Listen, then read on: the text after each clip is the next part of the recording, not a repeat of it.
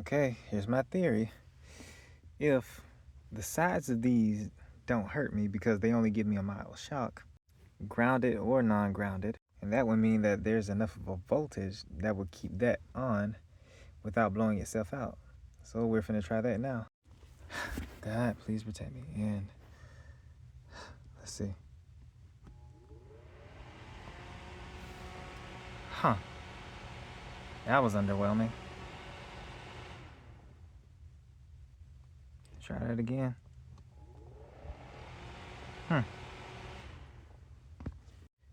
Blue diode. Let's get it.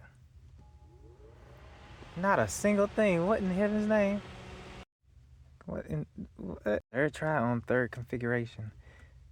Let's see if it works. Nothing. What? Literally nothing. All right, one more test. Let's take away ground.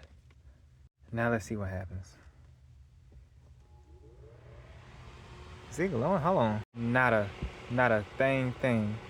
All right, now we got a normal freaking connector. Let's see if this thing works.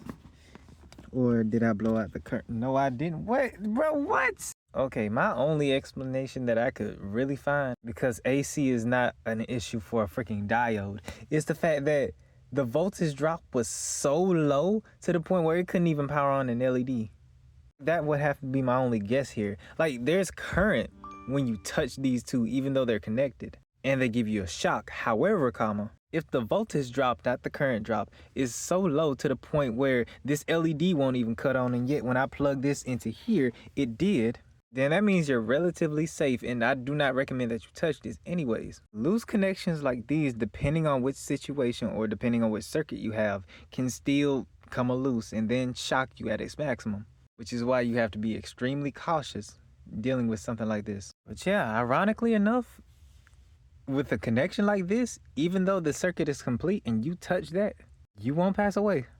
I still don't recommend it because there are so many other variables. However, between your body and that, your skin is basically a huge resistor. Take pride in that. But still don't touch this. I still stand by what I say. The current draw is so low to the point where even if you touch it, you won't pass away. At least if you touch it for a short while. What do you think the implications could be for electrotherapy? Not to the point where it hurts, but to the point where you feel something.